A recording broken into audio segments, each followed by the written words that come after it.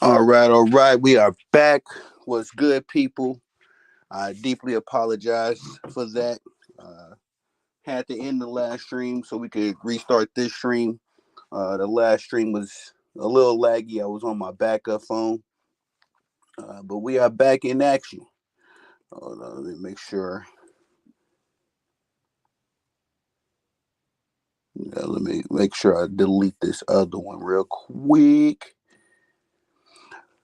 But shout out to everybody. Thank y'all for pulling back up and being patient with me. Shout out to Real Goons TV once again, my brother, uh, for catching up, for catching that lag. I was on my backup phone and it just be doing the most. So we back in action. Again, recapping these early games of Week 4 in the NFL season.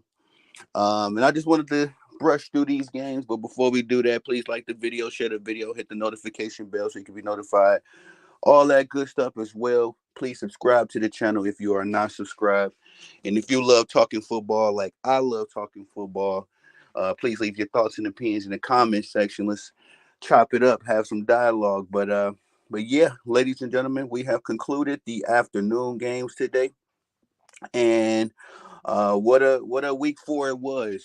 You know, a couple ugly wins, a couple surprises. We had a few divisional rivalry matchups today. All kind of went down to the wire. So let's cook. Let's cook. I'm gonna start off the top. You know, I'm gonna be a little biased here with my Green Bay Packers. As the Packers, excuse me, the Vikings won 31-29.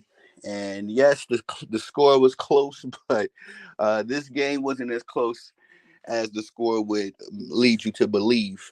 As the Vikings, I mentioned on the last stream, they opened the door early with 4 touchdowns in the first half. And essentially, they had such a big lead that they were able to go on cruise control in the second half. And look, they showing highlights about it on the CBS right now, Sunday night football. But nonetheless, my Packers lost in a heartbreaking fashion as well. We lost Christian Watson in this game.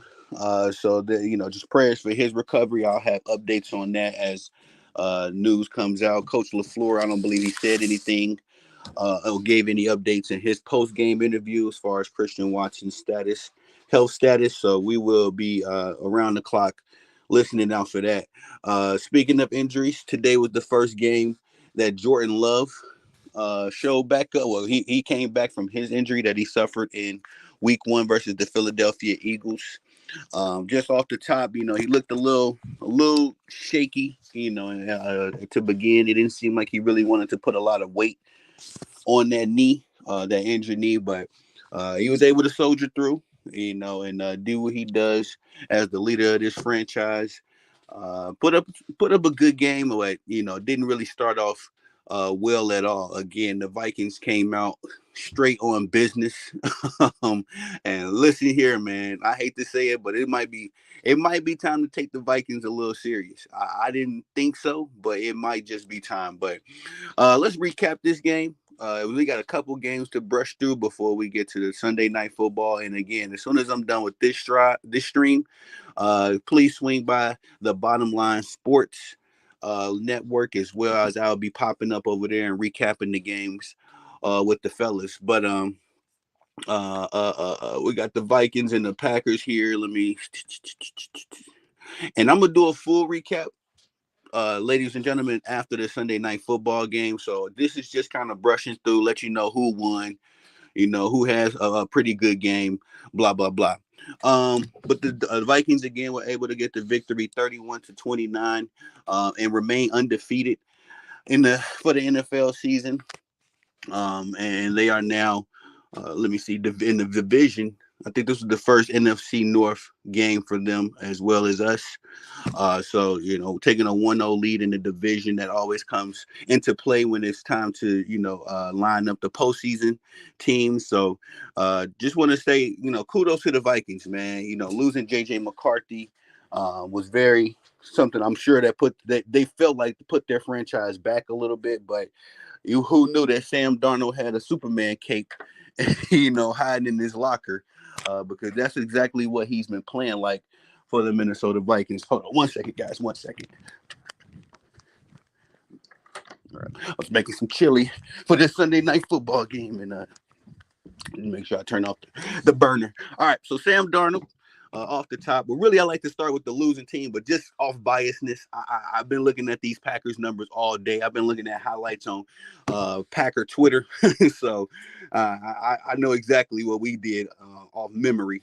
But looking what Sam Darnold did was absolutely superb. He had completed 20 of his 28 passes, 275 big yards, 3 big touchdowns, 1 interception that was, we got an NO at the end of the game, but it really wasn't much, it didn't affect the overall sway of the game. And he got sacked, 2 times as well. Aaron Jones, the former Green Bay Packer, as much as I, rock with Aaron Jones, even though he is no longer with my team, I still have mad love for Aaron Jones and what he did for the Packers during his tenure with us. He put up 93 yards on 22 carries. His longest rush was 17 yards. And man, ladies and gentlemen, as much as I love Aaron Jones, I was really crossing my fingers that he didn't score because he would have done the Lambeau leap in the Vikings jersey. That just would have been too much of an eyesore for me, respectfully. But nonetheless, he still put up, a big game, a lot of yards on the ground, and was impressive.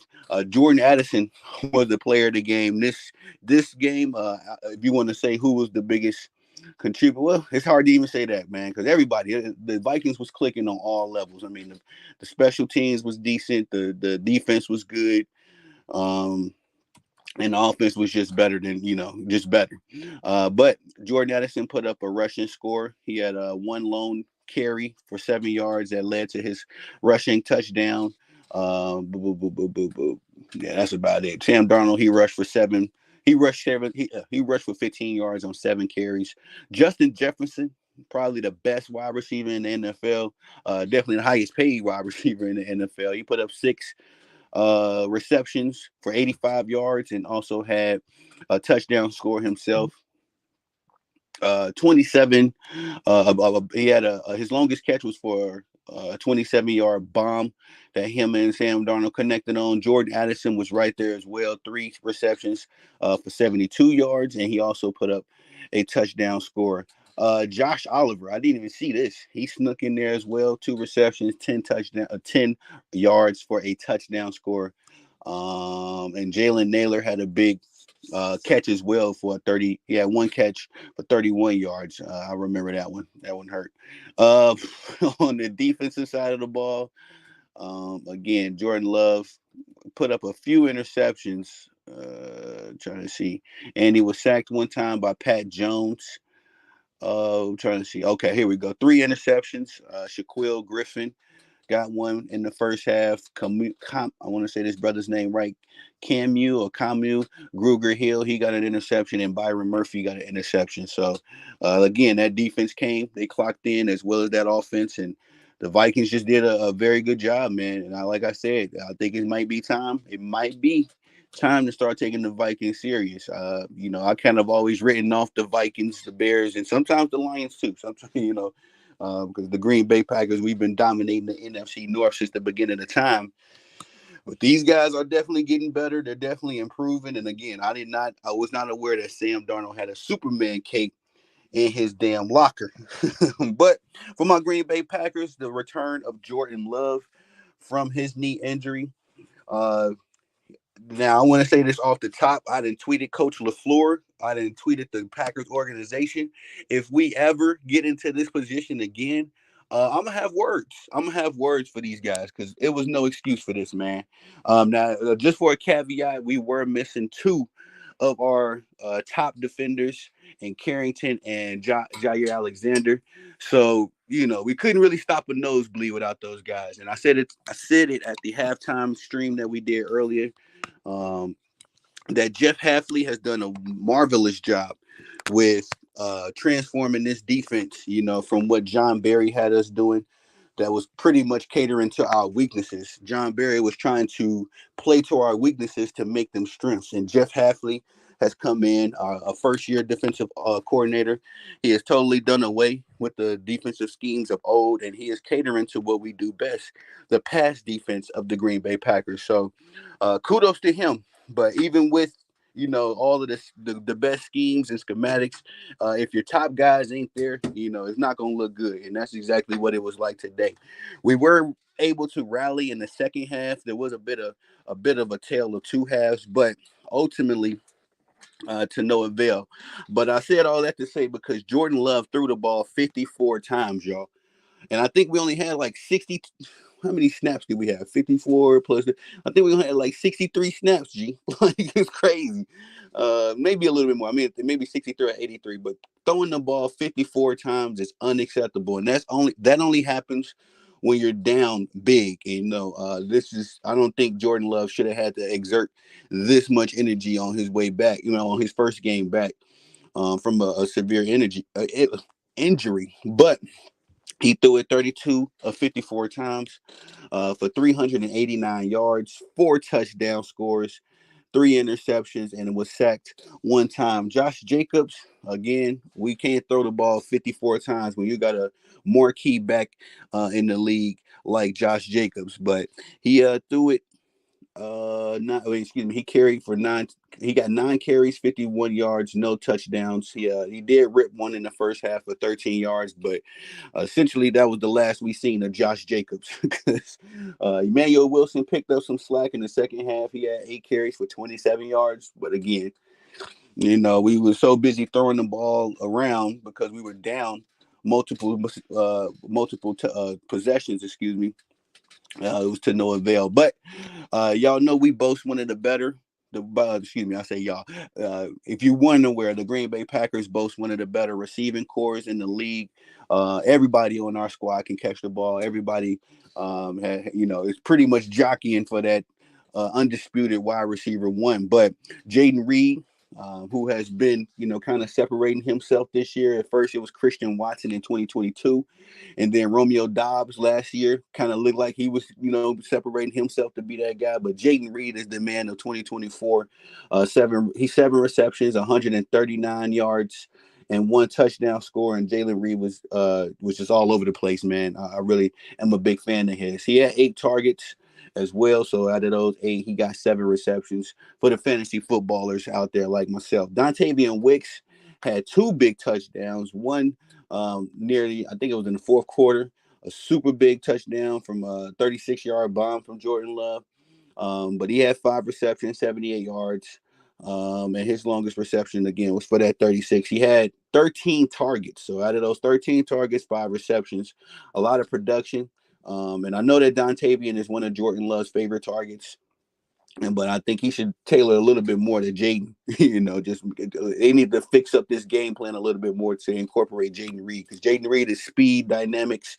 The man is athletic. So, just my opinion. Tucker Kraft, our tight end, our tight TE2, he showed up to work today as well. 6 receptions, 53 yards. He also got himself a touchdown score and ripped 21 big. His longest catch was for 21 yards. Bo Melton, another guy that's kind of low key on our scheme. I mean, on our depth chart because we have so much talent in the wide receiver department. He had 1 big catch for 28 yards, and then Romeo Dobbs put up 4 receptions for 36 or 39 yards. Excuse me. Josh Jacobs, along with his 9 carries, he had 4 receptions for 27 yards. So a lot of talent in our wide receiver room and tight end room, but these guys caught a lot of footballs, but to no avail. Um, the defense, trying to see. I know we got a couple sacks. Quay Walker, my dog, he got a sack. Keyshawn Nixon, he got a sack today as well. And Xavier McKinney, his 4th interception in 4 games, very impressive. X gonna get it from you, you know what I mean? And I'm a big fan of Xavier McKinney. I think that it was a perfect pickup for him. He and Jair Alexander have really meshed together. And again, unfortunately, Jair was not in the game today, but Xavier McKinney continued on with his streak of picking up an interception a game. So kudos to him, man. Kudos to him. He did his thing. Moving on to the next game real quick. I had to restart this stream What's good, Goons? Thanks for pulling back up, brother. I had to restart the stream, and I'm a little behind on the schedule now. I told my brothers at TBL I was gonna pull up. The ugliest game of the week, which is typically not an award I hand out, but the Broncos and the Jets found a way to. This is gonna probably be the ugliest football game of the year. I mean, watching this game was absolutely putrid. I had to tune in though because I'm a big Aaron Rodgers fan. Still, even though he has moved on to the New York Jets, I always kind of keep tabs on A-Raj. But man, for nothing, after him having such a virtuoso performance last week against the Patriots, this dude stunk it up today, kind of. I mean, I would say it like this: he didn't stink it up. The Jets stunk it up as a team. And actually, Aaron Rodgers was one of the bright spots of this team, but no touchdown scores for A-Rod. The Denver Broncos were able to win this game 10-9, y'all. 10-9, 19 points, man. It was guys putting up 19 points by themselves today. But if you seen this game, and I was tapping in with the ladies at Eel Sports, Miss Kaylin over there. Shout out to her. She is a big Bronco fan. As we was chopping it up about Bo Nix. Bo Nix is a guy that I thoroughly enjoy watching since he was even in college. Bo Nix was in college forever. It felt like between Auburn and and Oregon. But I've been really supportive of Bo Nix. I think that he definitely could be one of the great quarterbacks of this franchise. Just give him some time, all that good stuff. And we were talking about it, and she was nervous, and I was as an Aaron Rodgers supporter, I had a bit of nerves for the Jets. But Bo Nix, man, 12 of 25 for 60 yards, one touchdown score, got his first touchdown pass, and perhaps the ugliest NFL game I have ever seen. That was the lone highlight for the Broncos. Outside of that defense, their defense was all over the place, giving Aaron Rodgers and company the absolute flux. Javonte Williams was a highlight for the run game for the Denver Broncos. He had 16 carries for 77 yards. Jaleel McLaughlin, I know he's on a lot of rosters in my fantasy my fantasy leagues. He had 9 carries for 46 yards, so not much to talk about there. Although I would give Javonte a nod that he did his thing at work today. Cortland Sutton, standout wide receiver for the Broncos, always putting up some numbers. He had 3 receptions for 60 yards today. Essentially, damn, wait a minute. I just noticed Cortland Sutton had all of the reception yards. You can't make this up. Cortland Sutton had 3 receptions, y'all, for 60 yards, right? And a touchdown score.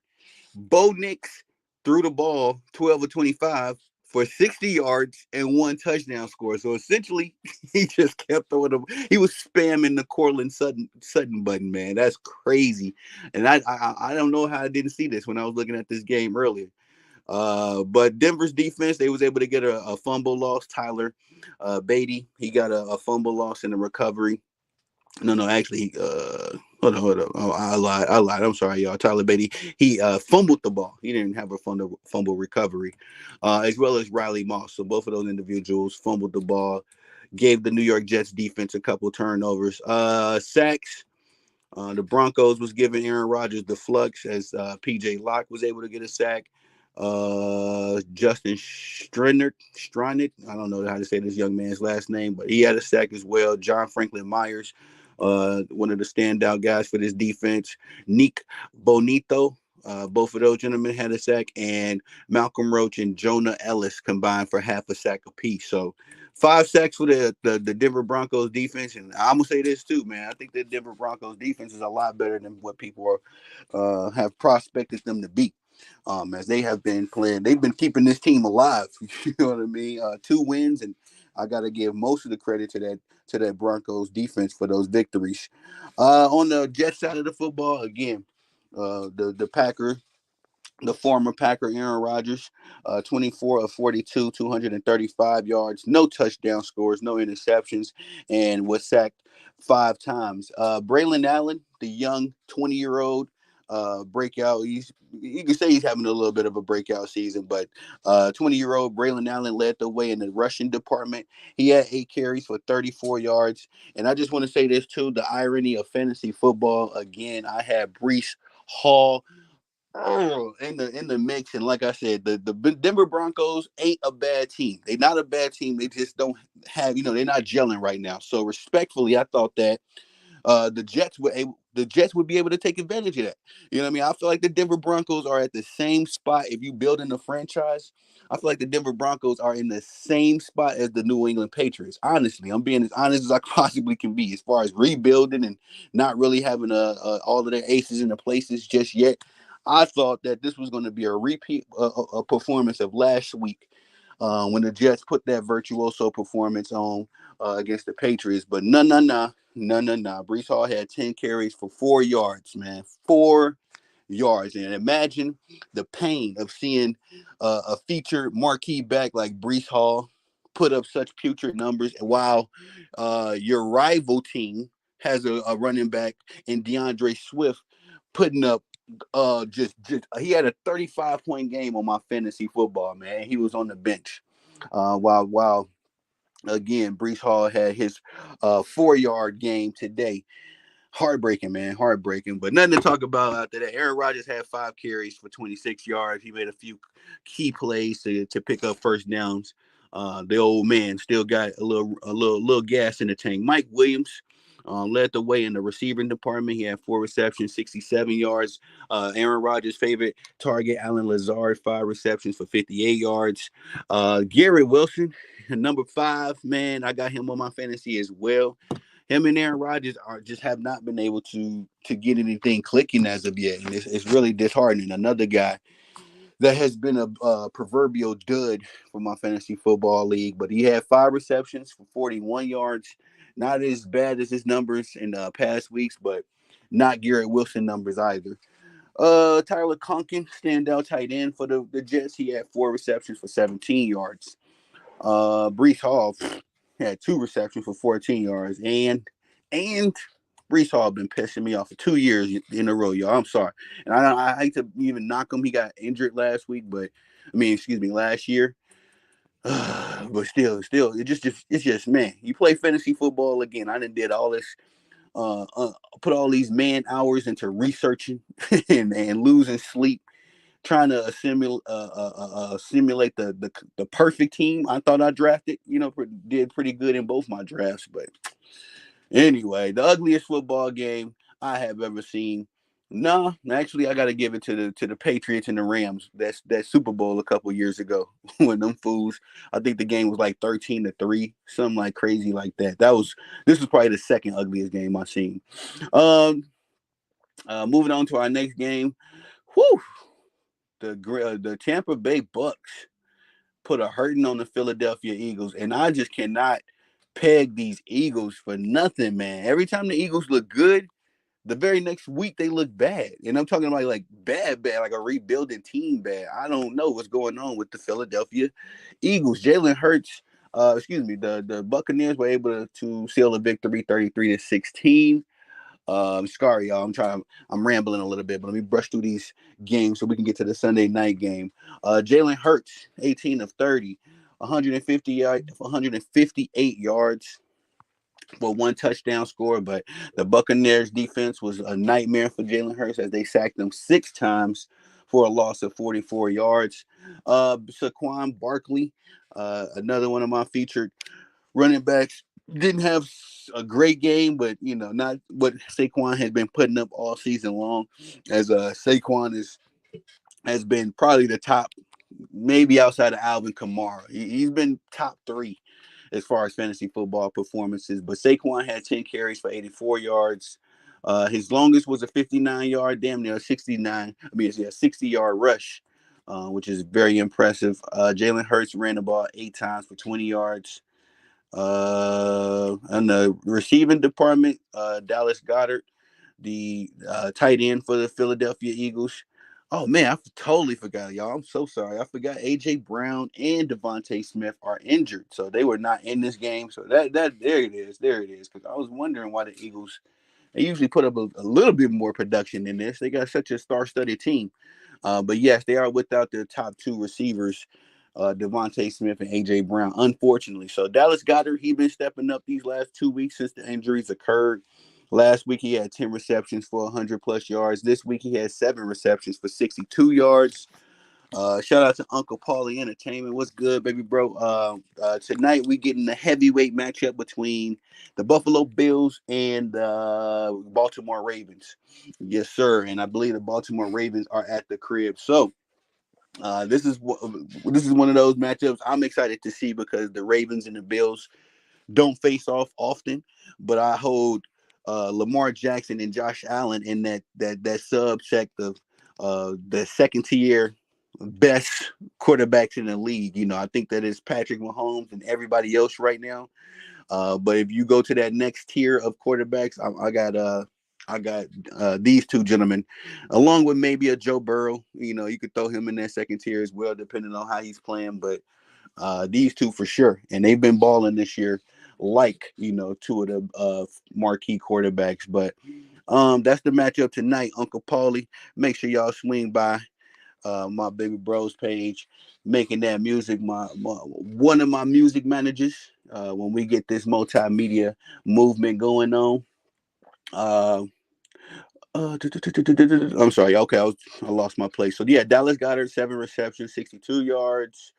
Paris Campbell, he caught that one long touchdown from Jalen Hurts. He had 4 receptions for 17 yards. Saquon put up 2 catches for 32 yards. And that's about it. Ain't nothing else really to talk about as far as the wide receiving goes. Jalen Hurts fumbled the ball twice, lost the ball once in those fumbles. Cooper DeJean, he also fumbled the ball, and that cost the team 2 turnovers in that department right there. The defense, Brandon Graham was able to catch him a sack. And who Josh Sweat. Yeah, I couldn't remember who the last other person was. Josh Sweat got a sack as well. Man, Philadelphia Eagles, man, what are they gonna do? I feel bad for them. They got to the Super Bowl and it's just been all bad since then. I'm mad about my Steelers. Oh yeah, we finna talk about it, Paula. We are about to talk about it, brother. Um, Baker Mayfield had himself another spectacular game. Baker he's been popping out this year, man. Yeah, I gotta give old Baker his credit. Every so often he has one of these legendary performances, and not even like just to just say legendary, but just carrying the team. And he did that, and he did that today, defeating the Philadelphia Eagles 30 of 47, 347 yards, 2 touchdown scores. Very impressive performance by Baker Mayfield. Hurt, overhyped. He's not that good. Hey, uh, I used to think Jalen Hurts was legit, Paulie, but man, this dude, bro, I just can't peg it. I just can't put my finger on the Philadelphia Eagles as an organization. It's like they're a legendary organization that has rosters. If you're looking on paper, their roster says, at least a Super Bowl appearance, right? This very same team made it to the Super Bowl, and it wasn't as good as it is right now. Like, they had Devontae, they had AJ, but they didn't have a Saquon Barkley. They didn't have well, I guess you could say they still had about their defense. I think that kid, what's his name? Keon Mitchell. I think that he's been very crucial to improving their defense. I don't know if Vic Fangio, I think that's their defensive coordinator. I don't know really about him too much and if he's the leader or not, but it's just the Philadelphia Eagles, man. They either look like a very good team that can make the Super Bowl, or they look like a team where it's like, man, blow this up. They need Nick Foles back. Facts, man. They ain't sniffed a Super Bowl victory since Nick Foles left, man. Now old Nick is in retirement. That's crazy work. It still baffles my mind that he was able to win a Super Bowl, right? And Carson Wentz was supposed to be the second coming. You know what I mean? The Eagles used to love them some Carson Wentz. You don't hear nothing about Carson Wentz now, respectfully. But just moving along real quick because the Sunday night game is about to pop off, and we got a couple more matches to get to. Bucky Irvin led the way, and well, actually, nah. Rashad White finally showed up to work a little bit as well. They both, Bucky Irvin and Rashad White, have been kind of co-leading the rushing offense for the Buccaneers. They both had 10 carries today for 49 yards apiece, both of them identical.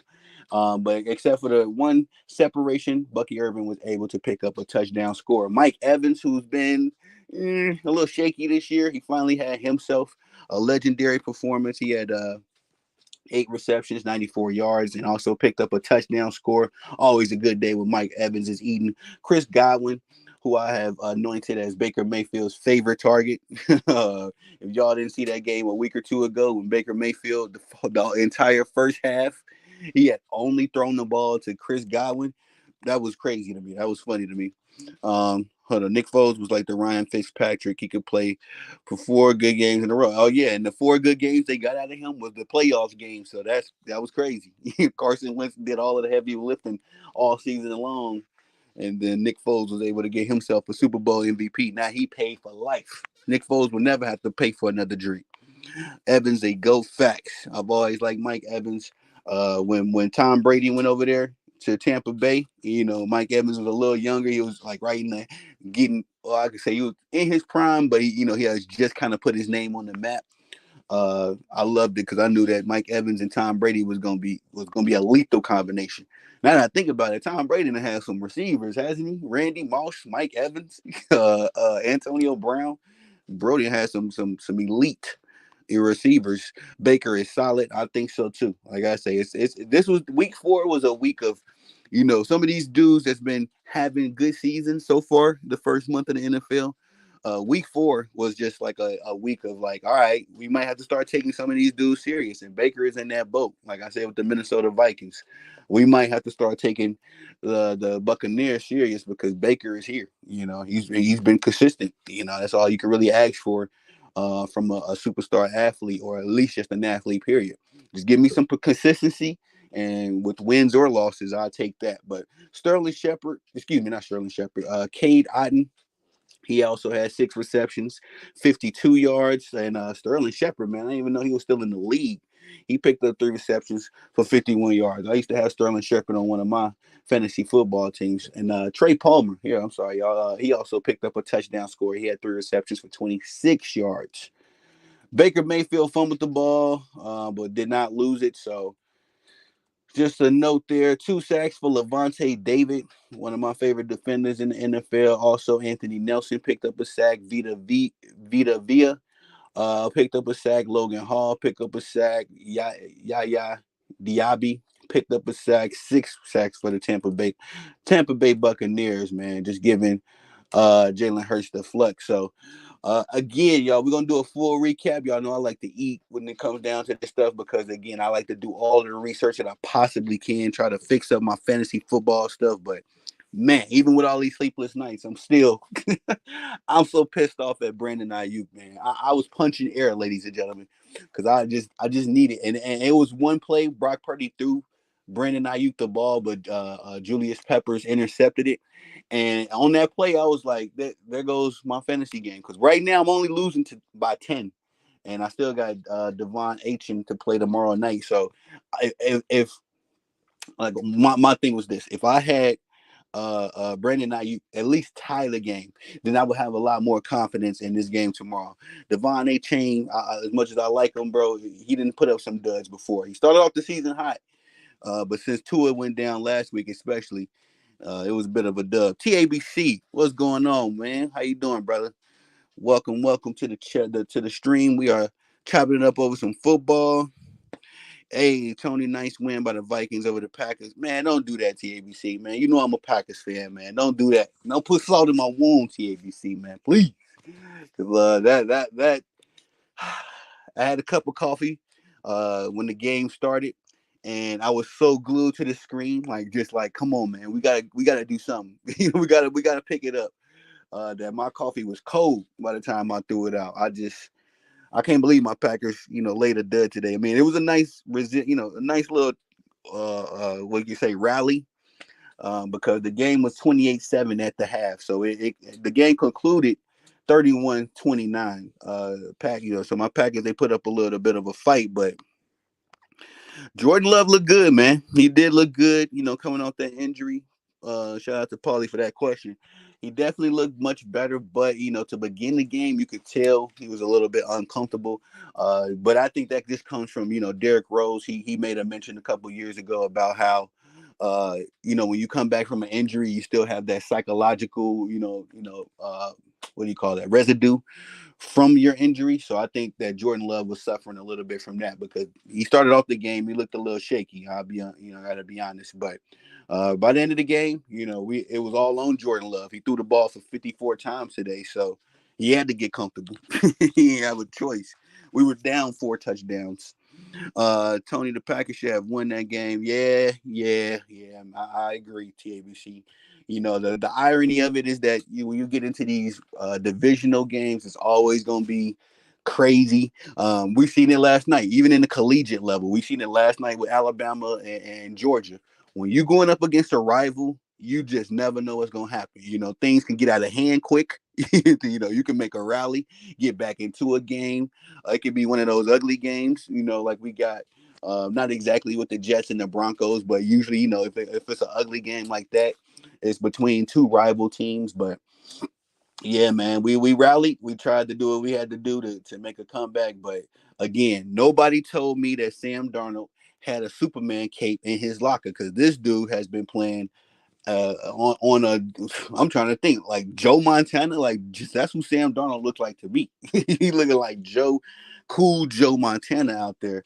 Respectfully, he is leading this team, and again they drafted a quarterback, very high in the draft, and JJ McCarthy. So that just lets me know that they had all the plans for their future surrounding JJ McCarthy and Sam Darnold just coming out of nowhere. Get with the Brock Purdy story, really. It's really coming out of nowhere. TABC said, hey, if Aaron Rodgers played the Packers, would have beaten the Vikings. Yep, yeah, nah. Aaron Rodgers used to own the Vikings. And well, I'm gonna say that he used to own the Vikings when Mike Zimmer wasn't there. When Mike Zimmer was there, Mike Zimmer figured out Aaron Rodgers quick, with that defense with the Vikings those couple years. So, outside of those years that Mike Zimmer was there, and I can't even tell you how long or with all that good stuff, but uh, uh, yeah, Aaron Rodgers used to own the NFC North. But that's it for that game. Again, the Buccaneers won 33-16. The Ravens and the Bills are kicking off as we speak. Sorry, y'all. I just love talking football. I can ramble all day. We still got about 1, 2, 3, 4, 5. Damn, we got a lot of games. A lot of games. I'm sorry, y'all.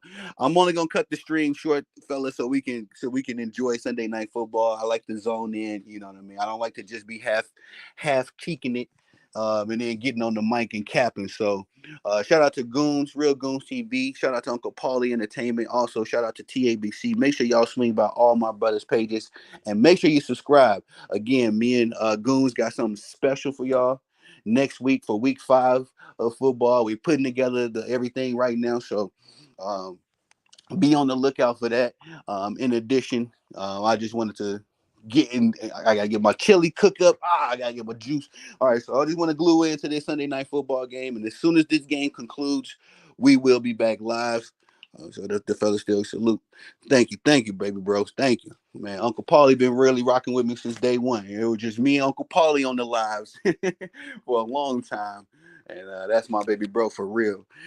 Aaron Rodgers won one title in Green Bay. Yeah, yeah. He should have got more. He definitely should have got more. And man, Brett Favre, TABC. Don't get me started about that, man. That's a whole, as a Packer fan, I can get the.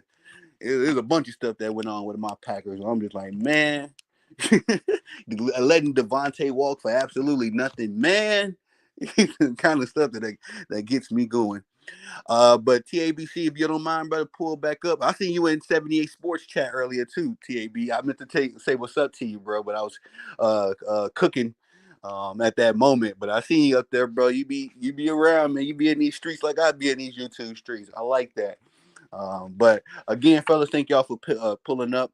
Let's all lock into this Sunday night football game because this is a heavyweight matchup between two of the juggernauts in the AFC, and I just want to respectfully tune in so we could talk about this game when it concludes in detail, all of the nuance, and then we'll recap the remainder of the games that we didn't recap in this stream. So Shout out to everybody. Thank y'all for the love. Please like the video, share the video, hit the notification bell so you can be notified when I'm dropping content and going live on the channel. As well, if you haven't already, please take the moment to subscribe to the channel as I drop content daily, go live daily, stay busy on the platform. And last but not least, please leave your thoughts and opinions in the comment section. I'm always interested to know what y'all got to say about this stuff, especially when it comes to my NFL football, TABC. I appreciate the love, brother. And let's lock in. This is looking like a good game already. 4th and inches. The Bills are going for it. Hold on, let me just. They doing the push, tush, push. They got it. They got it. Okay. All right. The Buffalo Bills rolling. They rolling early. I think the Baltimore Ravens, man, they really missing Mike McDonald, man. This defense is not what it was last year. But all right, y'all. I'm gonna tap out and we gonna get back at it as soon as this game is over. It's Tony the Savant.